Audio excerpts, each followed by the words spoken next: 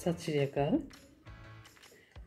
मैं doctor Devinder Kaur, retired professor music instrumental government college for girls Patiala तो हाँ। मैं अज जो कहानी तुहाडे नाल सांझी करन जा रही हाँ वो है पीड़ां दी पंड। तुसीं हैरान होवोगे ये जान के कि मेरी ये कहानी पीड़ां दी पंड 26 नवंबर सन 1981 विच रंजीत अखबार विच छपी हुई है।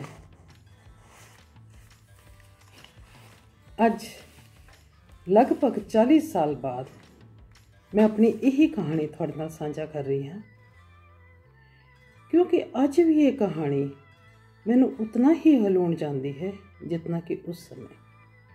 पर कहानी सुनाने तो पहला मैं ज़रूरी समझती हाँ धन्यवाद करना डॉक्टर गगनदीप कौर गुलाटी जी का, जिन्हों ने अपने यूट्यूब चैनल वीविंग ड्रीम्स से कहानी प्रसारण का ये निवेकला उपराला किया है।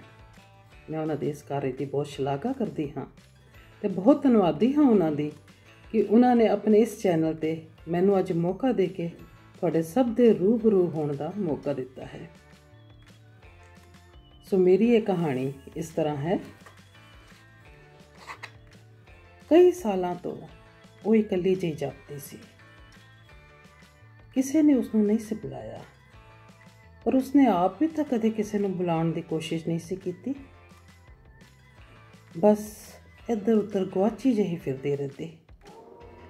नाल दियां कमरियां विच बहुत सारियां कुड़ियां रहिंदियां सन। दिन चढ़िया ही उन्हां दा हसना खेडना शुरू हो जांदा। कदे पिक्चरां दा टॉपिक छड्डदा ते कदे फैशनां दियां गल्लां, कदे किसी दी नुक्ताचीनी ते कदे किसी नाल मखौलबाजी ते खिड़ के सारियां हस पैंदियां। जिस ने जदों अपनी ड्यूटी ते जाना हुंदा चले जांदियां ते शाम नूं फिर उही हासा ठट्ठा। सारा दिन इंज खुशी खुशी बीत जांदा। वावा सोहणे दिन बीत रहे सन सकते। पर एक वो सी कि बिल्कुल इकल्ली अपने आप पिछे गुआची रहिंदी सी। सवेरे काम ते चली जांदी, शायद किसी बैंक विच क्लर्क की नौकरी करती सी। शाम हुंदे ही जदों मुड़दी तां अपने कमरे विच वड़ जांदी। एक निक्का जिहा ते गंदा जिहा कमरा सी उसदा, जिसनूं सवारन नाल शायद उसनूं कोई सरोकार ही नहीं सी।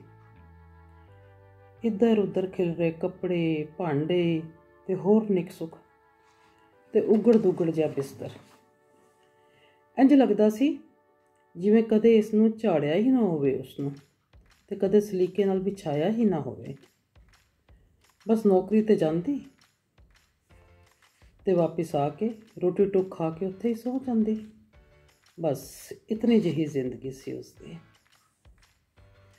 कदे कदे जदों वो अपने कमरे तो बाहर निकलदी तो कुड़ियां विच घुसर मुसर शुरू हो जांदी ते वो आपस विच कोई ना कोई गल करके हस पैंदियां, जिस कारण वो होर भी मायूस हो जांदी कि होर उसनूं ही देख के हसदियां होण। उसदे हमेशा बेढंगे जिहे कपड़े ते उपरी जही चाल भी चर्चा का विशा सन। कदे कोई कुड़ी उसनूं नहीं सी बुलाउंदी, क्योंकि जे भुल्ले भटके उसका हाल चाल पुछ भी लैंदियां तो उन्हां कुड़ियां नूं लड़न नूं पैंदी सी। हाँ, उन्हां कुड़ियां ने कई बार उसनूं अपने आप नाल गल्लां करदे होए सुणिया सी ते उच्ची उच्ची रब नूं कोसदियां भी सुणिया सी। बेअंत तरसयोग हालत सी उसदी। मैनूं हमेशा इंज जापदा सी जिवें उसदे सिर ते कोई पीड़ां दी पंड चुकी होवे, जिसनूं खोल के कुछ हल्का करन दी कोशिश ना तो उसने कदे आप ही कीती सी ते ना ही उन्हां कुड़ियां नूं उस नाल कोई सरोकार सी। वो तो सगों जदों भी उसनूं देखदियां कुड़ियां विच हासे ठट्ठे दा एक विशा बन जांदी। शायद उन्हां दी उम्र ही इहो जी सी।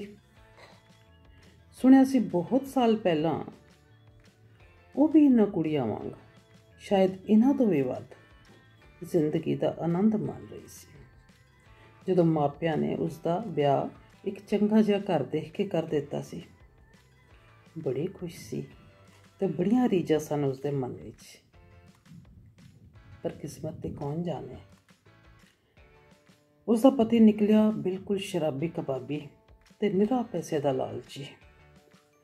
ਵਿਆਹ ਤੋਂ ਜਲਦੀ ਹੀ ਮਗਰੋਂ ਉਸਨੂੰ ਪੈਸੇ ਤੋਂ ਉਹ ਤੰਗ ਰੱਖਣ ਲੱਗ ਪਿਆ। ਇੰਨਾ ਹੀ ਨਹੀਂ, ਸਗੋਂ ਜੋ ਕੁਛ ਉਸ ਕੋਲ ਹੁੰਦਾ ਉਹ ਵੀ ਬਟੋਰ ਕੇ ਲੈ ਜਾਂਦਾ। ਫਿਰ ਹੌਲੀ ਹੌਲੀ ਮਾਰ ਕੁਟਾਈ ਸ਼ੁਰੂ ਹੋ ਗਈ ਤੇ ਗੰਦੀਆਂ ਗਾਲਾਂ ਕੱਢਦਾ ਸੀ ਉਸ ਤੋਂ। ਪਰ ਉਹ ਸੀ ਕਿ ਜਰਦੀ ਜਾ ਰਹੀ ਸੀ। ਪੈਸੇ ਲਈ ਮੁਹਤਾਜ ਹੋ ਗਈ ਸੀ, ਪਰ ਮਾਪਿਆਂ ਦੇ ਘਰ ਜਾ ਕੇ ਬੋਝ ਨਹੀਂ ਸੀ ਬਣਨਾ ਚਾਹੁੰਦੀ। ਪਤੀ ਦੇ ਜ਼ੁਲਮ ਦੀ ਅੱਤ ਹੋ ਚੁੱਕੀ ਸੀ।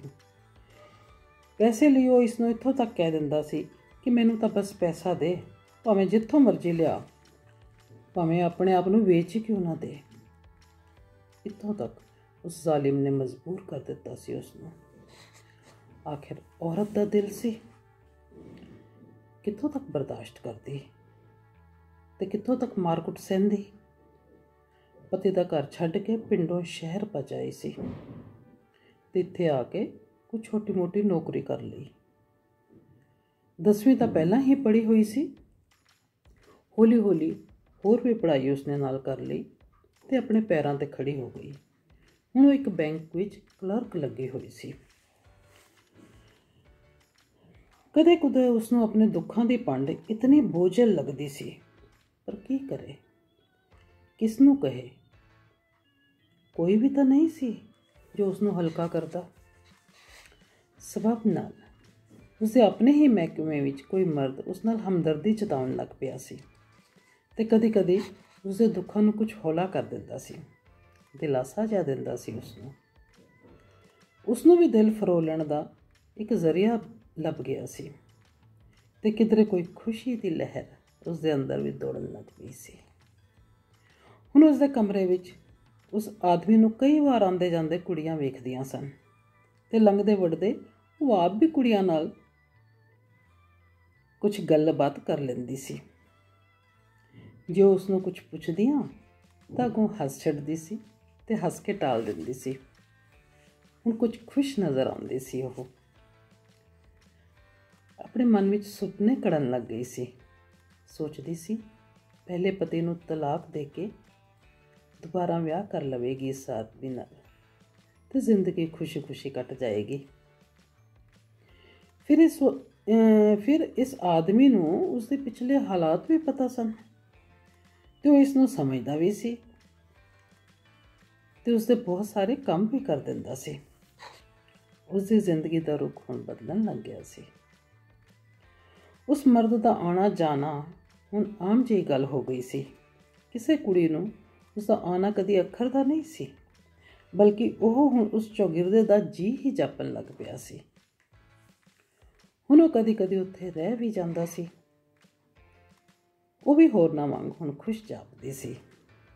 ਹਰ ਕੋਈ ਆਪਣੀ ਜ਼ਿੰਦਗੀ ਵਿੱਚ ਮਸਤ ਹੋ ਗਿਆ ਸੀ ਤੇ ਕਦੇ ਕਿਸੇ ਦਾ ਬਹੁਤਾ ਧਿਆਨ ਹੁਣ ਉਸ ਵੱਲ ਨਹੀਂ ਸੀ ਗਿਆ। ਪਰ ਅਚਾਨਕ ਗੱਲਾਂ ਕਰਦਿਆਂ ਇੱਕ ਦਿਨ ਇੰਝ ਲੱਗਿਆ ਕਿ ਹੁਣ ਕਈ ਚਿਰਾਂ ਤੋਂ ਉਸ ਮਰਦ ਨੂੰ ਆਉਂਦੇ ਜਾਂਦੇ ਕੁੜੀਆਂ ਨੇ ਦੇਖਿਆ ਨਹੀਂ ਸੀ ਤੇ ਉਹ ਆਪ ਵੀ ਗੁਆਚੀ ਜਿਹੀ ਇੱਧਰ ਉੱਧਰ ਕਈ ਵਾਰੀ ਘੁੰਮਦੀ ਵੀ ਦਿਸਦੀ ਸੀ।